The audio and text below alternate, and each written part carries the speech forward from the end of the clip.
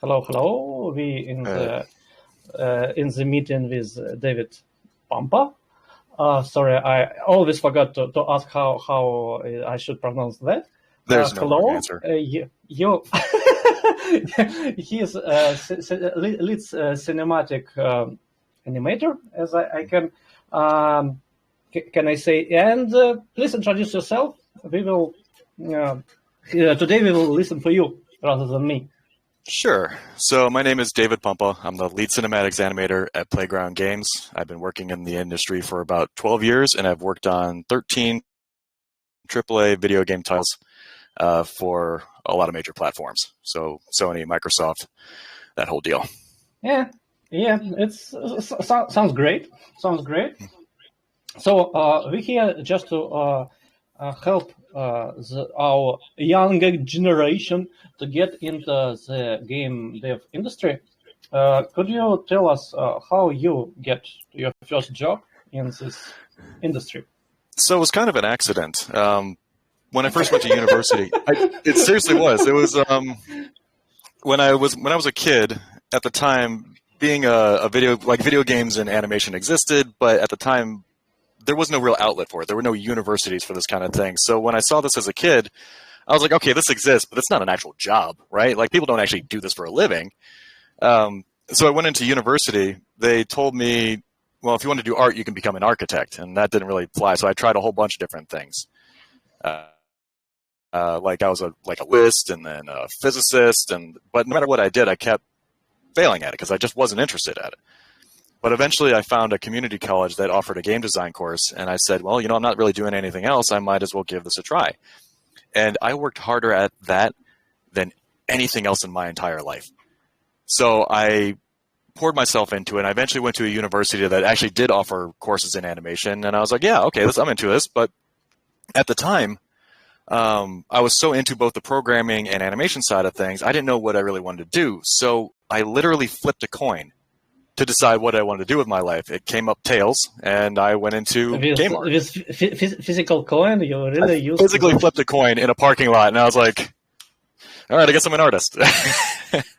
So I went into the program, and in the first month, they said, one of the teachers came up behind me and was like, wow, it's one of the better animations I've seen coming out of this class. And I was like, okay, I guess I'm an animator now. And it wasn't until my second job in the industry that I realized my childhood dream of being an animator, being in video games, had actually come true. And so it's just kind of a very roundabout way for me to eventually become an animator. Excellent story. But we need more details. Like it's fun. It's joyful to hear that sure. you're telling us. But what exactly you did to get to your first job? Okay, so I went to a university. I got a bachelor's degree in animation, and the way I ended up getting my first job is I tried to apply to dozens of companies. Didn't hear back from any of them. What actually got me the job was my connection with the career services department at my university, and they were very happy with my content, and they were happy with the way I was professional, and so they sent out my reel on my behalf to a bunch of companies. One of them got back to me very quickly. One I didn't even apply for. And they're like, hey, can you do an art test? And I was like, yeah, sure, why not? And sure enough, it worked out very well. And before I knew it, I was working on cutscenes for Red Faction Armageddon, which was my first title. And since then, what I've discovered is that it's not about cold applying to companies, like filling out the applications online and that kind of thing. It's more about knowing people, talking to people. Because every job I've had after that, I've never applied to a single job that I've gotten. It's always been talking to somebody, being like, and they're like, by the way, do you want to work on this? Yes, absolutely, I do. I'll be there in 5 minutes. It's an interesting story. Yes, it's that I always talking to my students, to our Padawans, that we need to network a lot. We need to talk with people a lot. Yes, of course you can solo got to some position, but it's very hard. It's unpleasant and it's not effective. You just need to communicate a lot more. Yeah, sure. The next question about your work, about your position, rather than your path So why do games even need such cinematics? Like, we want to play games, not to watch movies. Yeah. Totally understand with this, and I completely agree. Video games as an art form is an interactive art form. So Yeah. the classic saying is, if you're writing for things, then if you're writing for radio, don't say, to be, if you're in video games, the motto is don't Give view, to play. do. Yeah, you should be playing. You should be constantly on the sticks doing stuff. But video games do need cinematics, and there's three major reasons for this. One is to convey emotion. So cinematics is a great platform for making people feel things, either through storytelling or through these key moments where we can actually see the reactions and chase the emotion with cinematography, because cinematography is all about that. It's just chasing the emotion within a scene. So cinematics allows you to do that in a very easy fashion, and a very predictable fashion. The other reason we need cinematics is to manage the tension in a game. So for instance, if you're dealing with a combat situation and you've been fighting characters for like the last 10, 15 minutes, it wears down at a player. They need a break. So when they hit the success condition, they finish the last person, bam, a cutscene comes in and it gives the player a chance to just breathe, just take a moment to calm down again before they have to go into the next heavy beat. And you can manage this a lot with different gameplay elements. Like, for instance, games can do a balance of like combat inventory management, combat party management, combat town management, that kind of a thing. But cinematics is just a way for you to do it briefly. It gives you like a nice minute to minute 30 seconds where you can just be like, okay, the next thing. And then finally, cinematics is great for doing things that gameplay just can't. For instance, if you have a game where you have a lot of characters, like the character's always on the ground, they don't have the ability to jump, climb, or change vertical alley heights. Cinematics gives you that opportunity to make that transition without having to build a whole new mechanic that may break other systems. If your character can't swim, cinematics has got your back. If your character needs to ride on the back of a griffin over the mountains, then cinematics, we got you covered. It's just a way for us to transition through things without breaking our back or just cutting to black and then being like, wait, how did we get here? It's a good way to maintain the continuity. So cinematics is useful for many, many, many reasons. Excellent answer. Of course, it's I know about such things, but we need to clarify that for okay. So, do you do marketing cinematics or in-game cinematics or both? I've done all of it. I have a very broad experience in cinematics. I've done the pre-rendered side, I've done the in-game side, I've done marketing, I've done in-game content, I've been on the developer side and also on the outsourcing. So I've done it all, but the majority of my experience has been in in-game cinematics. Wonderful. Which one of you do you prefer? Always in-game. I really enjoy being on the developer side of things. Okay. So the last question about this part of marketing cinematics. What ends up being better for a game in terms of business? Bad advertising with bad cinematics for a good game, or good advertising for a bad game? Which one is better? I hate to say it, but the absolute truth is it's better to have good advertising for a bad game. What most people don't realize is in game development, for every dollar you put into a game, you're also putting $1 into marketing. So if I have a $70 million game, I'm spending $70 million on advertising. Big point being is people need to hear about your game. You can make the most perfect product, but if you're selling it out of your mother's basement, it's not going anywhere. You need to be able to put it in front of the people. And it's something that a lot of indie games just aren't thinking about when they're going through development. Like, they're putting so much effort into the development side, but they're competing with thousands of other titles. To get a piece of that market share, you need to put yourself out in front of the consumer. So many AAA games that are not great have been able to succeed and make a profit simply because they're on the shelves, they're out there in the present. People see them without realizing, hey, we're trying to grab you and bring you in. So it's definitely better to have good marketing with a bad game than it is to have a bad or good game with bad marketing. Yeah, I totally agree with you, and it's this ratio of 1-to-1 on marketing and production in AAA games on big platform like PC or consoles are even worse for mobile games, for example. It has a ratio like 1-to-4. you need to spend so much dollars rather than on production to push this game to the shelves. And it's strange, it's funny, it's complex. That it was like Steam platform at the beginning to start the promotion, like you can buy any game here. We have infinite shelves for everyone, and now they have finite shelves when you can find this game, because there are some promoted games, and you need to dig a lot to find anything that's not on the shell. You just need to to know what you're searching. Yeah, I was actually talking to a bunch of mobile developers at the View conference, and my boss, he used to work in mobile, and he said, yeah, the deadlines are so tight, and yes, you're spending way more money on marketing and user acquisition that you don't have time to develop the game nearly as much. He always said that these needs to come out so quickly that if you spend even like 24 hours extra on the game, then it's no longer profitable. You have to scrap it and then completely start over, because there's such a tight time frame to get out there and be relevant. And even then, like, you have to maintain that relevance for 30 days, or else that mobile game's not going to make you enough money. So it's a very shotgun approach, man. It's really horrifying, but it just shows you the absolute importance of having a large marketing budget. Yeah, it's very tight, and it's very competitive part of job. I'm working in mobile industry, and I know something about it. Okay. So, is there any disregard for people making trailers or cinematics in game dev? Like, it's not like it's a real gameplay. It's just between the gameplay or outside of the game in some marketing, like production team do the real thing, real game. And is there any disregard for you or your colleagues? So I'll start off by saying that no department looks on any other department with disdain.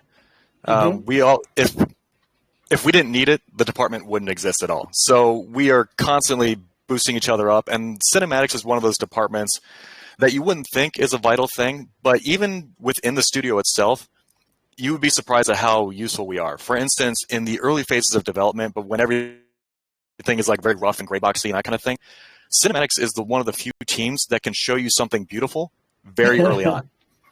So we usually commit to like making one really cool thing and showing it to the rest of the studio, and then the rest of the studio suddenly gets like, "Oh, I see what we're doing now."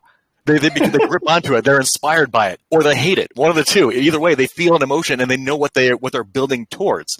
So it's really beneficial there. But you would be surprised at how many times other departments constantly come up to us. Like quest design will come up to us constantly, like, "Hey, we have this idea for this quest and a story, but we need to bridge these two areas. Is it possible we can get a cinematic here and here, or we need to get this information across?"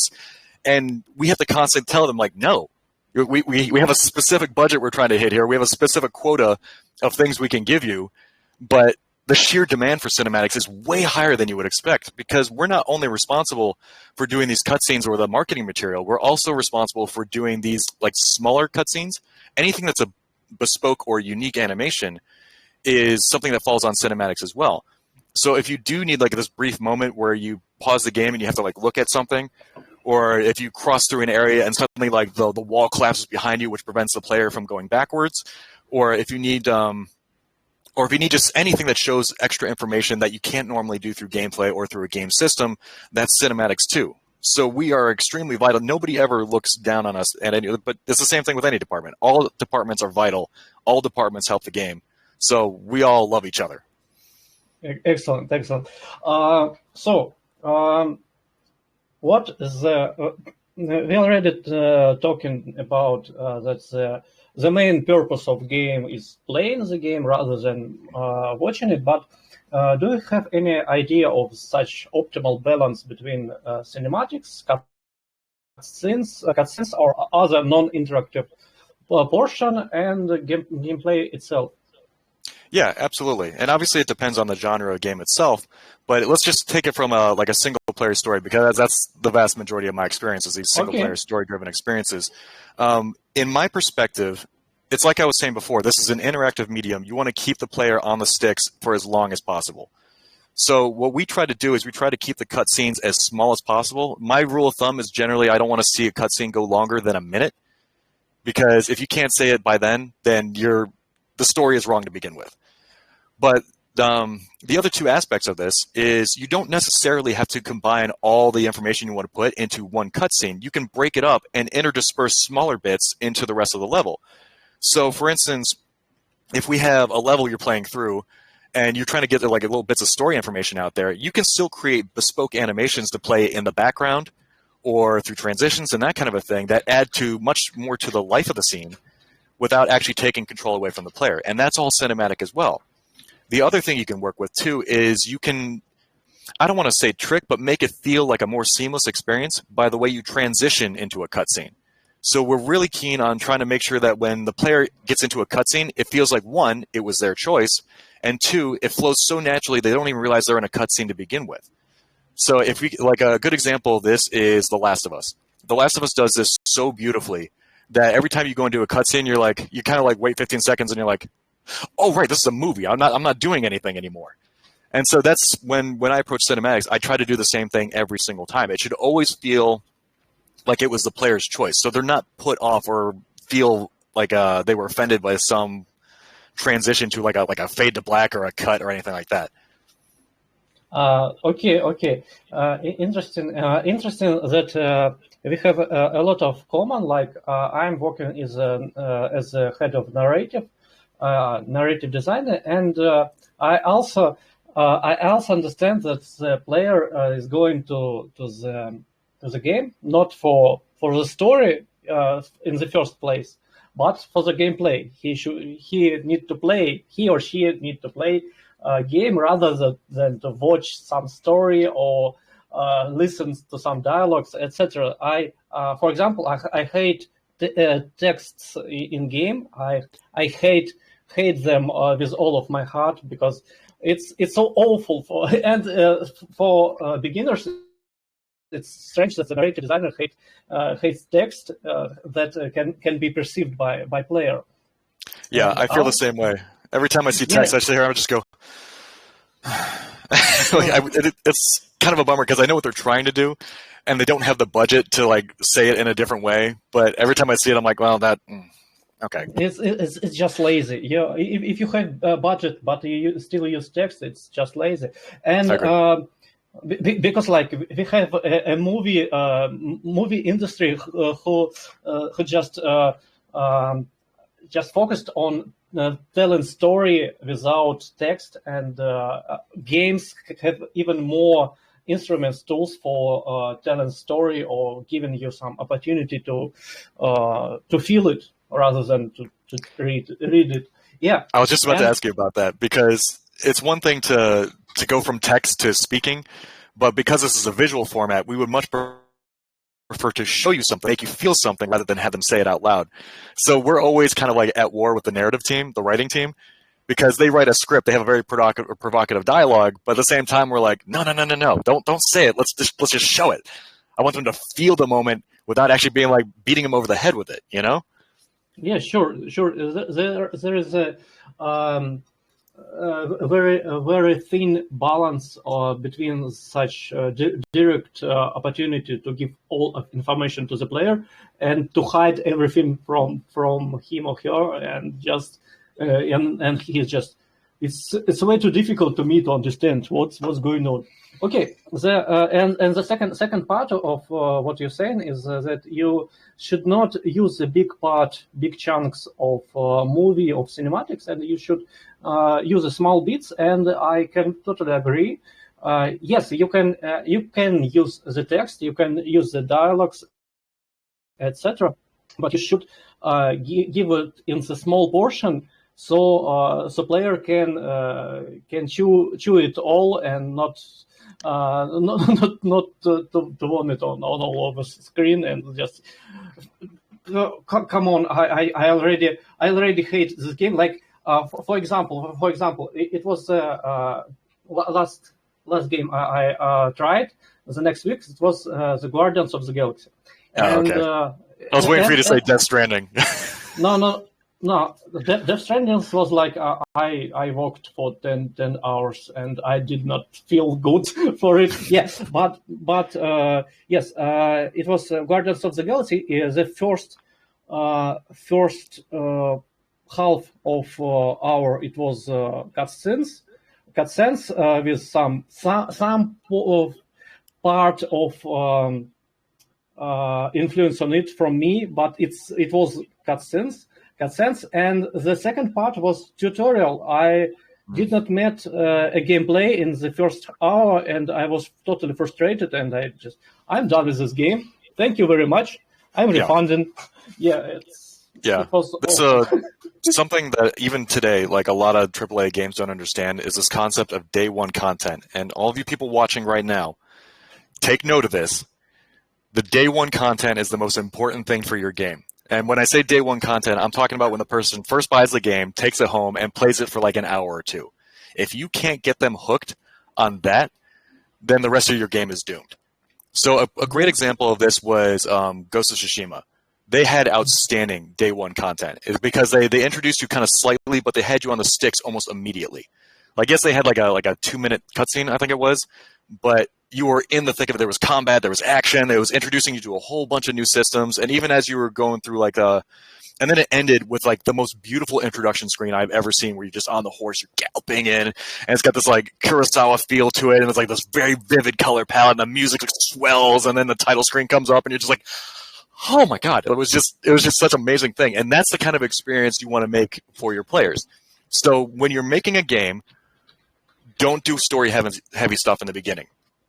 Get to the action, get to the gameplay, get these people on the sticks as fast as possible so you can draw them in and get them hooked. Yeah, sure. I totally agree with you. And let's move on. You have a lot of experience with different corporations, different companies. Who was the most fun to work with, or otherwise? The most fun company to work for was Playground Games, the place where I'm currently at right now.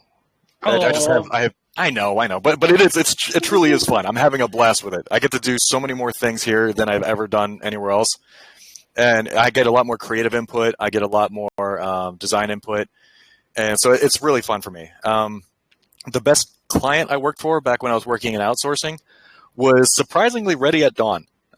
They made the Order 1886, which, despite how you feel about the game, was like a playground for cinematic animation, because it had so many QTEs and cutscenes. So if you actually like this, hold on. If you look at my reel, like the majority of it is from the Order 1886, and it's a bunch of stuff like stabbing, fighting, grappling, and throwing people, and it was so much fun to work on. But as far as day to day, what's fun for me is I love the collaboration, the interaction, and constantly building something beautiful. And Playground Games has given me kind of carte blanche to do whatever I want there, and it's just been so much fun. Why do they give you such carte blanche? Because I'm a lead. I'm just super guy. Why they did not give me such? No. It was the other reason is actually my boss.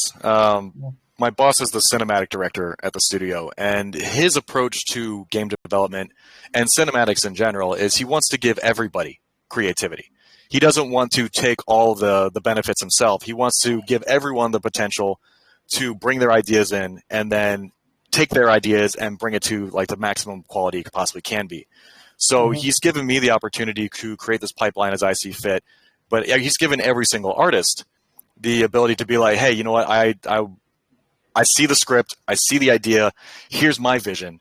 And then obviously we adhere to an artistic direction, but it's very easy to take somebody's vision and make it fit to that than it is to be like, hey, here's my vision, do what I say. So it's been just phenomenal. Wonderful. I'm glad to hear such beautiful coordination with artistic people. I'm happy to hear it. And let's get technical. Sure. What combination of software do you work with currently? It's probably no surprise to anyone, but I use a combination of Maya, Motion Builder, and then I use engines like Unreal and a bunch of proprietary stuff. And then I also use editing software like Adobe Premiere and Adobe Photoshop. And I've also used things like After Effects. I because I'm such a technical person, I like to kind of like branch out and just use whatever tool I need to make it work. And the higher up you go in a company, the more broader you have to kind of work with, because it's more about conveying your idea to other people. So if you're an animator, you just create an animation, you can pass it to another animator. They're going to understand exactly what you're trying to do and what you're trying to say. But if I'm trying to take my cinematic and show it to somebody else who's not an artist, you have to work a little bit harder. It becomes, so I use a bunch of different tools to make it all work.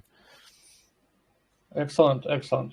But it's some weird idea in the heads of newbies that they think that they need to find this perfect tool, some hidden tool of a real professional, and then they will become professional. Yeah, this is a very common misconception. For instance, like people say, hey, which is the best 3D software out there? Is it Maya? Is it Blender? Is it Motion Builder? Is it 3ds Max? The answer is none of them. You can use any medium you want. It all comes down to the skill of the artist to make your ideas a reality. It doesn't, like, if you want to make a portrait of somebody, you could paint it with oil brush or oil paints, acrylics, cigarette butts, menstrual blood, whatever you want to do. It doesn't matter so long as the final image has that emotional resonance you're trying to go for. So for us, it doesn't matter. And then if any kind of shortcomings any of the software has, we have engineers and tool makers to help us make that pipeline more efficient. So it really doesn't matter what tool you use. Okay. So did you heard about the Cascadeur animation software? I have, yes. What is your opinion on this software? So it is cool. I do like a lot of the features they had, and I got really excited about it initially when I first heard about it because of the ability to ghost in characters and then also have multiple characters that run at like 30 to 60 frames per second very easily. And I've had a lot of debates about this with professionals because there's two schools of thought when it comes to making content. One is that the more specialized you become, you need a specialized tool to do what you want them to do. For instance, these bigger packages like Maya and Blender, they come with a mindset that we're going to do all our disciplines in one place. And it's kind of like a Swiss Army knife. Yes, it's useful for a lot of different situations, but a lot of times you don't need the tiny pair of scissors. What you need is a pair of shears. Or you don't need that tiny knife. What you need is a machete. And so a lot of these softwares, like these disciplines, are starting to branch out into tiny, more specialized packages. For instance, you have ZBrush to deal with sculpting. You have Substance Designer and Substance Painter to deal with texturing. You have Houdini to deal with VFX. But animation doesn't really have this yet. Like Pixar came up with Poser for their internal use, which I hear is very effective. But Cascadeur is the first example I've seen. Well, there's one other, but Cascadeur is the first example I've seen where it's a bespoke solution for animation, which is exciting. The other mindset is we're going to take this and we're going to make this even more extremely condensed. So an example of this would be the new Unreal. Unreal has been trying to bring in all the disciplines into one place. And you can see this is being effective in film, like they're starting to use it for pre-production and that kind of thing. But now Unreal is trying to branch out into modeling and rigging and animation. So they want to become the digital content creator as well as the game engine. And personally, I'm not a big fan of that idea. I feel like you're trying to cram too much into one, and then if anybody tries to use it, then suddenly they have to deal with the other 90% just to do with the one thing they want to do. So I'm a much bigger fan of this more bespoke, smaller software that's specialized towards one discipline. Yeah, it's an interesting idea. I think I can agree with you in this questions also because it's much easier to change part of such software if you like you know about 5 packages you mastered in it in these packages, and you need to change one of 5, and it's much easier if you do not do everything in just Unreal 3D, Unreal Moving, Unreal Rigging, and Unreal everything. Yeah, it's It's a dirty game from Unreal Company. I think it's It's a somehow. big ask. Yeah. Yeah, yeah. Okay. Why? How did you your first get your first realization that you wanted to do cinematics or Cinematics was always movies or something. games? Cinematics was always like I always knew I wanted to be in games because games had a huge part of my life in general. But cinematics is it's one of those areas that people overlook. Like they always think if they're going to go into games, they're either going to do gameplay animations, the combat and that kind of thing, or they're going to go into film, doing creature animation or extremely realistic mocap. Cinematics was something I always loved as a kid because back then they only did the pre-rendered ones. So if you look back at like the old Final Fantasies, or if you looked at like they always had the cinematic trailer before the game started to get you all hyped up about it. And the one that really stuck in my head was made by Blur. It was for Dawn of War, Warhammer 40K.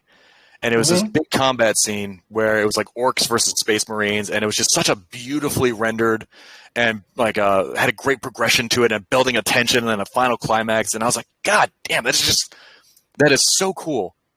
And when I got the first opportunity to work in a cinematic boutique studio doing pre-rendered cinematics, I was like, that's it, I've made it.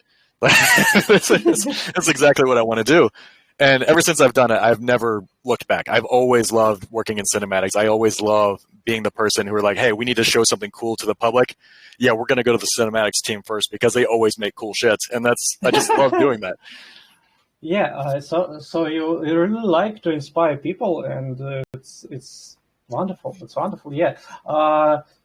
See how it goes. It's like you were inspired by some old games, by old Warhammer 40 kilos, 40,000 game, and you decided that you will work on it. And I was also inspired by earlier game, and I'm trying to inspire other people right now with your help. That would be the dream, right? yeah, it's just how it should be. It's like we are trying to give such experience, such inspiration, this fire to other people. It's how it should be, I think. Honestly, if I can get anybody inspired to go into video games because of something I made, wow, Yeah. that's heavy stuff, right? That'd be incredible. Yeah. Okay, so what's your best thing in your work? What's your loving the most? So I want to say the creativity, but mostly I just like constantly learning new things. That's the thing that gets me out of bed every morning, is the fact that there's a new problem, there's a new thing that I don't know that I have to discover myself. I always say that if I ever become bored at my job, if I'm not learning something new, then I have to move on. And with me, it's been a pretty consistent thing. I think I've had 6 or 7 different jobs, and it's always because I was like, hey, you know what? I'm not learning as much as I used to. Time to find something new. And every new studio always approaches things differently. So I always love broadening my horizons and being like, okay, this studio handles it this way. This studio has the same exact problem, but they approached it from this angle. And it's just always nice to kind of build that repertoire. And so when Playground Games finally came to me and they were like, hey, we need somebody to make a cinematics department, I'd spent the last 10 years trying things from every single angle and trying a whole bunch of different tools and engines. I'm like, this is it. This is my magnum opus. This is the challenge I've been building my entire life for. This is going to be so much fun to do. So I was really excited for it. So the stars aligned for you, and you just it's my chance. Yeah. I've been working on this whole my life. Yeah. Excellent. So can I assume that you like challenges in your work? I do. I love it. It's what drives me. Interesting, because it's looks like it's not that everybody loves challenges. What can you tell for other people that's just trying to get the happy simple life without such challenges? I forgot other words for the synonyms. I'll say it this way. Somebody made this analogy a while back, and it stuck with me. Is whenever you're playing a video game, if you're running into more enemies, that means you're going the right direction. So the way I look at it is if you're running into new challenges, into areas that make you uncomfortable, that means you're doing the right thing. You're growing as an individual. And the more you grow as an individual, the more other people are going to want to see you. The more people are going to want to hear about you and get your expertise and that kind of thing. So to put it in practical terms, when by the time I got my third job in the industry, I no longer had to look for jobs anymore.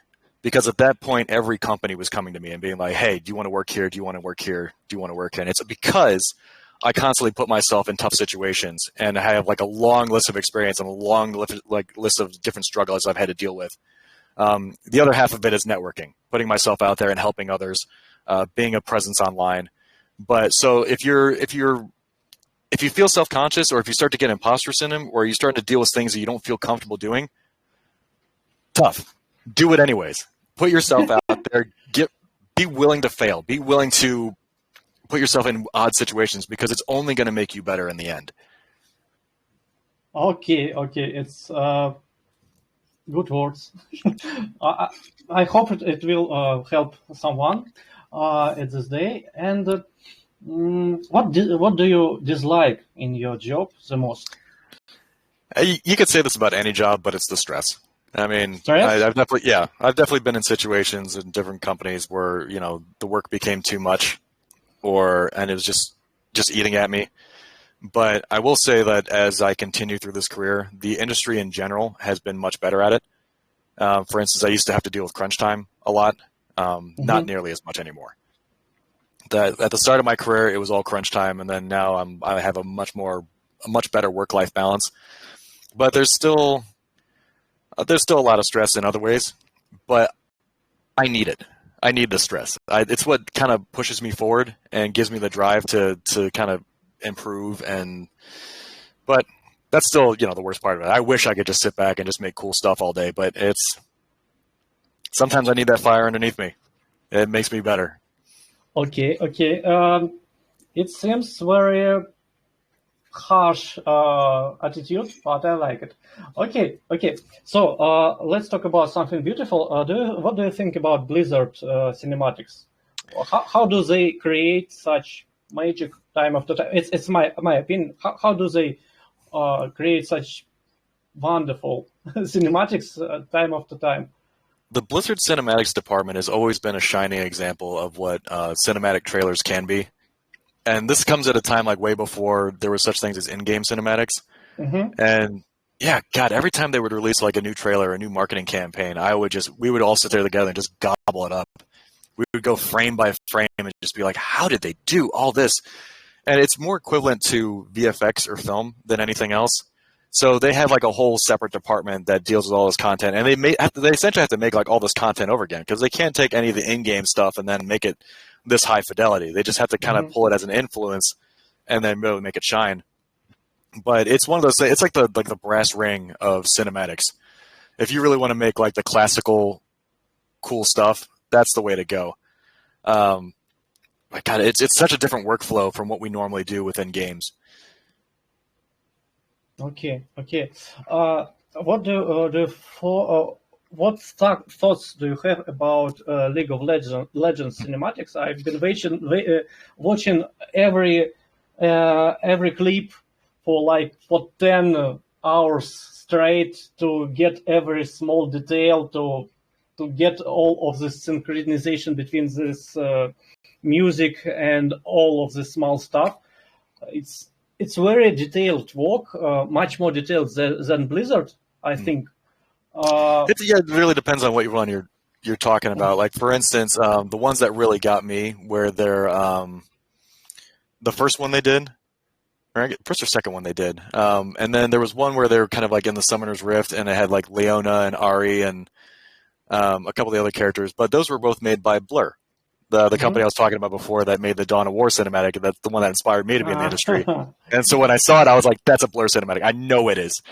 And sure enough, like when I looked it up, it turned out to be the case. And they do incredible work. But the thing to remember about League of Legends is they don't have a cinematics department. There's no room for it in their games. So these are all small studios all over the world that come and make this content. And I'm sure the ones you've been looking at a lot are like the KDA videos that were made by, is it Fortiche or Fortish? I can't remember how you pronounce it. Fortish, yeah. Yeah, and then they eventually went on to make Arcane, the series. Yeah, but I heard this. Yeah, but this the point I'm trying to make is I don't think that League of Legends himself were the ones that were the creative force behind it. It was so I'm very curious to see like what the balance was creatively between these studios and Riot. Like Riot obviously had to control the content to some degree, but at some point you got to let go creatively because every single one of these trailers is so creatively different from like the standard League of Legends content. Like Blur, I feel like was very tightly controlled, but like all the KDA videos, all the new champion videos, all the Imagine Dragon stuff. Yeah. That's not League of Legends inspired. That is that studio being like, here's the idea that we bring to the table. And I'm sure they even did like an art test or something to sell the idea, but it's really cool to see so many different variations on the same content. Like there's a whole broad world they can approach it from, and there's like so many different themes and genres they can encompass. So it's really cool to see that they're giving enough creative control to other people to be like, hey, let's see what you got. And it's just, I love seeing it every single time. I've never been disappointed by a League of Legends video. It's just so cool. Yeah, it's wonderful because I don't like the MOBA genre. I don't like League of Legends or Dota games because it's not just it's not the genre for me. I prefer the RTS games, real-time strategies rather than MOBA. But I'm big fan of all of this League of Legends movies, cinemas, clips, etc. I'm biggest fan of such thing. It's wonderful. It's just a feast for my eyes. Yeah. Yeah. So let's talk about some philosophy. Well, I get this feeling that the cinematics is can be triple media crossroads for it's like marketing, music videos, clips. We are talking just right now, and video games, of course. What do you think about such description? Could you add something more to such? I understand where you're going for with that statement, but again, the marketing material that we do for cinematics is such a niche part of it. It's only like 1 to 5% of the entire cinematics craft. But I would say that cinematics is way more akin to film than anything else because one, there's no interaction anymore. But we have to consider every single element within a cinematic to give you the emotion we're trying to convey. So we always have to consider things like the cinematography, the lighting, the environment, the dialogue, the performance, and every single aspect of it. And so when we have a cinematics department, it's almost treated like a studio within a studio itself.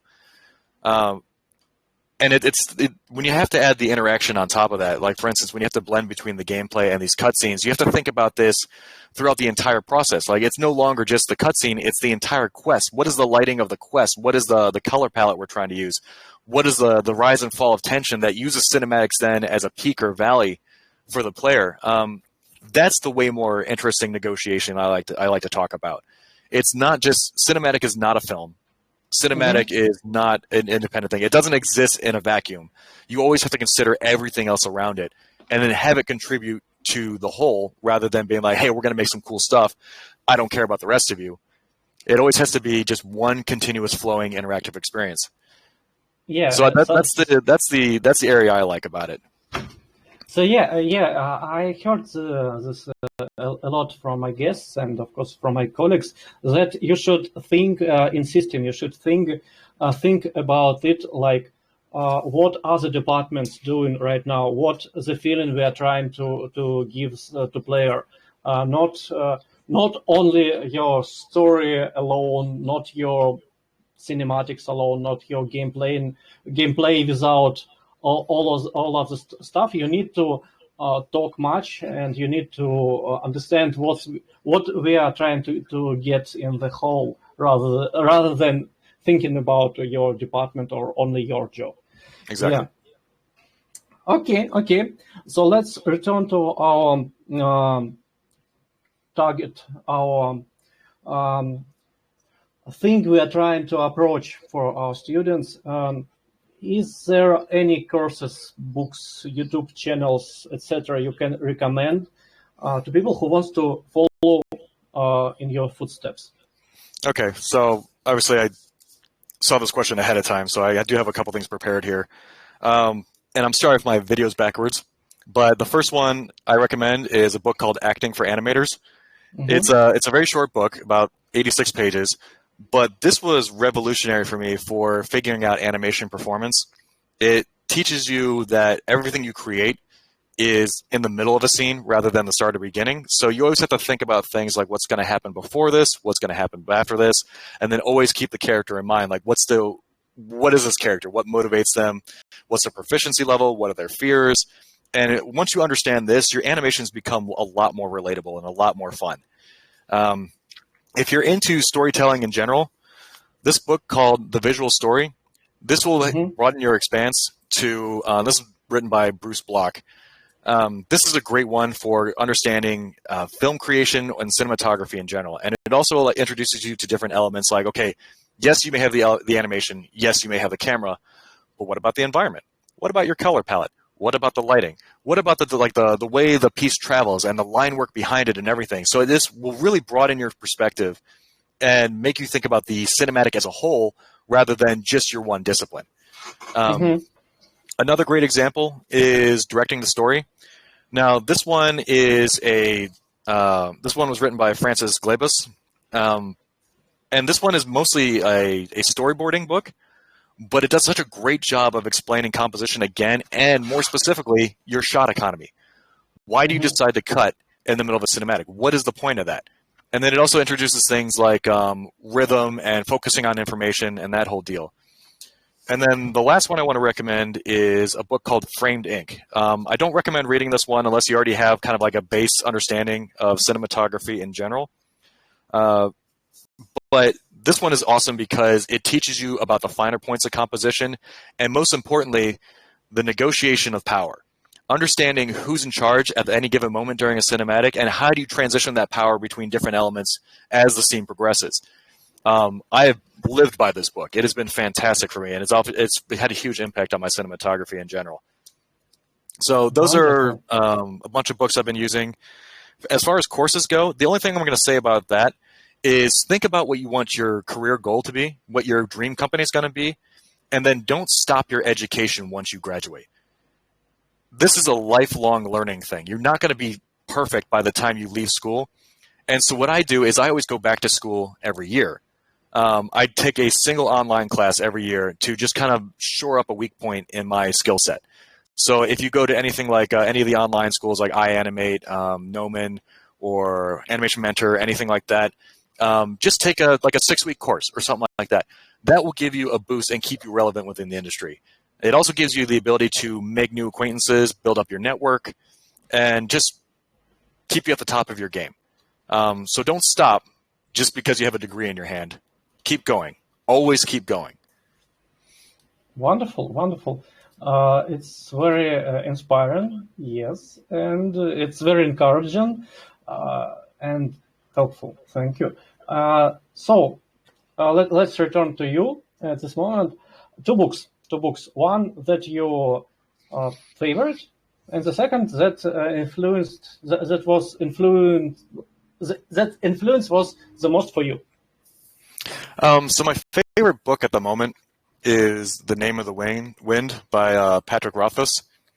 That is easily the most beautifully written book I've ever read. But it was something that was more recent, like in the last 5-6 years. The one that I kept going to over and over again was a book called Wizardry, League of the Crimson Crescent. And it's just a basic like young adult kind of action novel, but I just love the kind of flow of the story, and I just love all the different fantasy elements to it. And I must have read that book like 10 times. But it also gave me a strong bias towards the fantasy genre, which is, now that I'm working on Fable, it just feels like a good fit now. Yeah, it's wonderful, wonderful. Thank you. And what inspires you? What inspires me is, again, just learning. I just always want to be better today than I was yesterday. So Mhm. if I can always, if you look at my backpack at any given moment, there's always a textbook. And whenever I have like 5 idle minutes, I'm always learning something new because I always want to be better. There's always a next level to achieve. There's always another thing to accomplish. So I always want to be moving forward. And if I ever feel like I'm stagnating, like I said, I just kind of move on. I've jumped from job to job so many times because I just need to constantly become better. And I've learned over time that, I may have gotten into this industry with one idea in mind, but once you get out there, you realize your original dream may not be the one you stick with. You may realize that your dream was not what you thought it could be or what it was be. And then you start to pivot. You start to be like, oh, I've actually learned something new about myself, or I've learned something new about this, and I'm just going to keep pivoting and pivoting until I find the place where I actually fit. But that's what gets me out of bed in the morning. That's what really kind of keeps me going. So regardless of what projects I'm working on, so long as I'm doing something cool, so long as I'm getting better, it doesn't matter. I'm just going to keep doing it. It's wonderful, wonderful. I do not understand where did you get such attitude? Can you say that you have some form of imposter syndrome? Yeah, always. I mean, everyone has that. Every time I get confronted with something new, I always think to myself, this is it. This is the point where they're going to discover I'm a fraud. But it's never true. Every time I encounter something like this, the thing you got to remember is you wouldn't be in the situation you're in if the people didn't see something in you. Mm-hmm. So even if you're not quite familiar with something, it's okay to screw up. It's okay to not succeed at it immediately because and if you're in a AAA company, there's 150 other people around you who are willing to help you and improve. So yes, imposter syndrome does happen for me, but I get over it pretty quickly. It's because if I wasn't good at what I did, I wouldn't be here, And it's the same thing with everyone else. We hired people for the specific purpose, and yes, we believe they can accomplish that thing. And so don't worry about not getting it immediately. Don't worry about possibly failing. You will. There's always going to be a point where you fail, but you're going to learn from it. You're going to get better, and you're going to be the thing that they expected from you in the first place. Wonderful, wonderful, wonderful words. Thank you. And what's your favorite game? Video game? That's always a tough question. If I was going to go by the amount of time I like Disco Elysium. That's all. Right now, I love RimWorld. I was a huge fan of Dwarf Fortress. Yeah, I was a huge fan of Dwarf Fortress, and I love kind of simulation in general. But RimWorld was such a way more accessible way of that, and I love kind of like crafting stories in my head. And with these like sandbox simulators, you can project your own story, your own headcanon onto whatever's happening in front of you. A lot of times when I play video games, I have a hard time playing like single player story driven stuff because it's my bread and butter. It's what I do every day. So I can't sit down and like play it because then I'm like, oh, they did this. Oh, they did this. Oh, what's that? And I can't help but like deconstruct it. It becomes really difficult. Another game that I play a ton that it's a favorite of mine is League of Legends. I'm one of those people. I've been playing it for 10 years, ever since it was in season 1, and I just enjoy it. I like the kind of quick turnaround on it. I like being able to play a game for an hour and then be able to put it down. And I like how complex and competitive it can be, but there's always kind of like tiers to it, so it's always fun. But I'd say the one that really inspired me since the beginning was Final Fantasy Tactics. The story behind that was phenomenal, but I also love like the complex gameplay and the deep systems, and then again, just being able to project my own stories onto these very simple characters, these very generic characters, I thought was really amazing. So it kind of like steered my whole favorite genre for a long time. It's just being like, hey, I need to find these situations where these characters are faceless, but I can put my own story into them. Wonderful. You're telling about some emergent narrative that just creates in your own head, and it's wonderful. It's the games, not only video games, but other games. That's the only thing that can create such phenomenon on your head, that you give such deep meaning that was only mechanics, game mechanics before. Just looking at something and you see the face in the stone and you just it has a deep meaning just for me, not for you. Yeah, I love that. Yeah. So it's wonderful, always wonderful to get games with such strong mechanic systems like Reward, of course, or maybe Red Dead Redemption or something like that. It's a sandbox when you just can get fun. You can, yes, of course, you can follow the targets, follow the quests, But you make your own fun.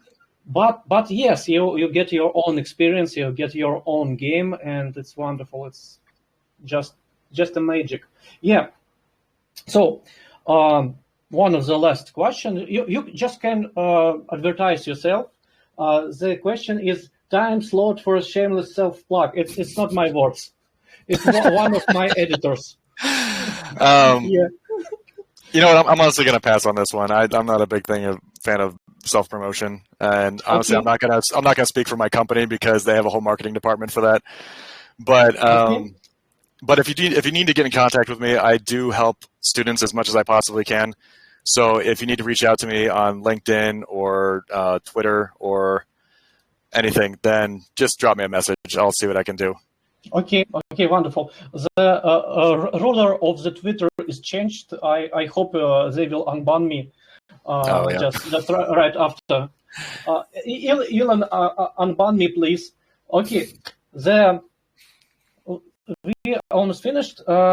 You can say any other encouraging words for our Padawans and listeners and viewers, and we will finish. So there's nothing I want to say that's really inspiring. I feel like I've spoken enough here. But what I will say is if you're a student and you're trying to get into the industry, it's a good thing to be competent. It's a good thing to be good at your craft. But the biggest things that will get you a job is your networking. Mm-hmm. The people you know, the people you can talk to, and the people, like, the more you understand about the world. So be out there on social media, join groups, participate in competitions, and ask questions, and most importantly, be professional. It's really important that you constantly build up friendships rather than create conflict, because I'll tell you what, I will take a good animator that's professional over a great or perfect animator that's a dick. So professionalism and networking, that's the name of the game. All right, that'll be way more likely to get you a job than just being good at your craft. Wonderful. Thank you, David. It was great. I had a great hour of connection with you, and I'm really happy that you answered my call. And we are always can rely on you, and thank you for inspiring the next generation and me personally. And have a good night, everyone. Thank you. Bye. Thank you very much. Bye. Bye.